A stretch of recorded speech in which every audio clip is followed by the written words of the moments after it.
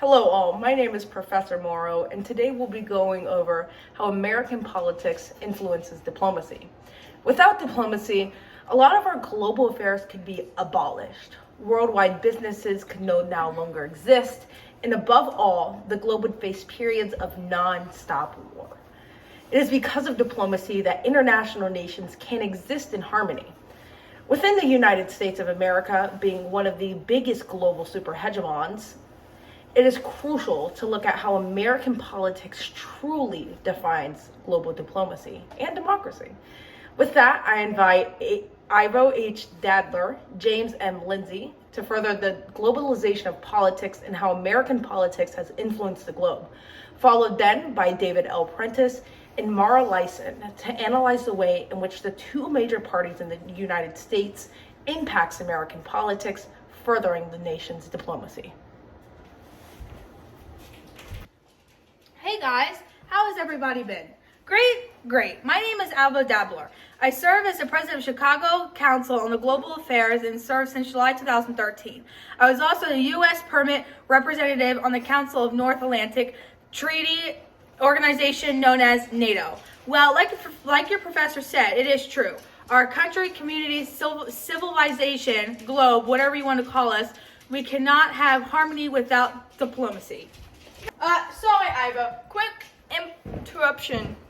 Does anyone know what diplomacy is? No. Well, just to clear it up, in simple terms, diplomacy describes the peaceful and representative negotiation between countries. That's just right. Though the challenge is the U.S. policymakers face today is to recognize that fundamental change in the world politics and use America's unrivaled military, economics, and political powers fashioned to international environment conducive to its interests and values.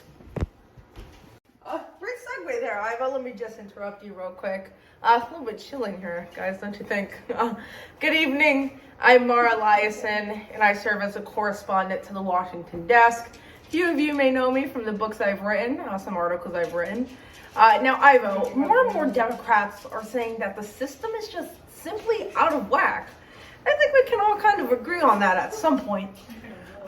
Twice in the last 20 years, in fact, the presidential candidates got more votes, but still lost the election, with the most recent example being the 2016 election between President Donald Trump and President Hillary Clinton, who went to go for president. But they still lost the election despite the popular vote.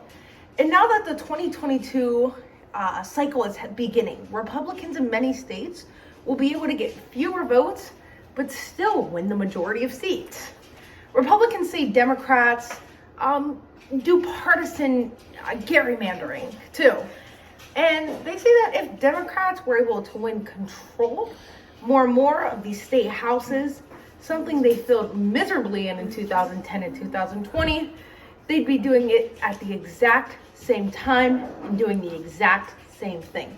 And that's the issue now that our country faces. But David, I'd like to hear from you about more on the Republican view side of things. Sorry to interrupt, but I have to disagree with you. Firstly, I'm a professor at Oklahoma State University. Hello all. As for diplomacy, they maintain sound negotiations that would come from victory or positions of strength. As in a world of dangers, the strong survive. The nature of foreign foe mattered. Republicans oppose revolutionary regimes overseas, whereas anti-fascist causes weak interest. So like everyone has said, the success of American policy over the past decade means that no power, not Russia, not Germany, not a united Europe, and not China or Japan, today poses as hegemonic threat the spread of ideas and information across the internet and other global media broaden horizons and empowered people around the world to challenge autocratic rules and advance the cause of human rights and democracy. Globalization can even lessen the chance of war. Yeah, guys, kind of just what James was going on about here. James, if you can come back. I read your article not too long ago on Brookings featuring the globalization of American politics and kind of, guys, the importance that us as a country that we have on global politics and the way global affairs are influenced by our decisions here. And I noticed that during the 1900s, more like the 1990s really, American foreign policy focused on consolidating its success.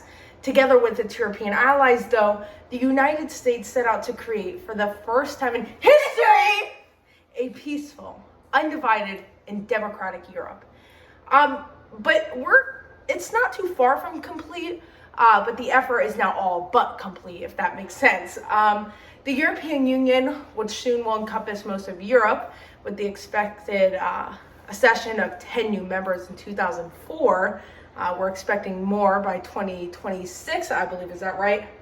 Nice. Has become the focal point for European policy on a wide range of issues. The differences with NATO and Brexit, and the way the U.S. has put its foot into Brexit and different things happening overseas. It's become a wide range of issues. NATO especially has evolved from collective defense alliance into Europe's main security institution. And even a new relationship really with Russia is being forged. James, what do you think about this? Yeah, Professor. Just like you said, progress has been slower, though still significant. Right. Especially in Asia. U.S. relations with its two key... They're regional partners is what I think you're getting to. Japan and South Korea remain the foundation of national stability. The regional stability. Right. That's all right, James. Democracy, don't you think, James, is kind of taking root in South Korea, Philippines, Indonesia, and Taiwan. Do you think this is facilitated by U.S. politics? Well, even U.S. engagement with China is slowly trying and economically surging, really, into the global economy. James, thank you for that. You're very welcome. Ivo, Mara, everybody here, David, thank you guys all for zooming into today's class. I really appreciated everybody here. I'm gonna head out. Oh, okay. Thank you, James.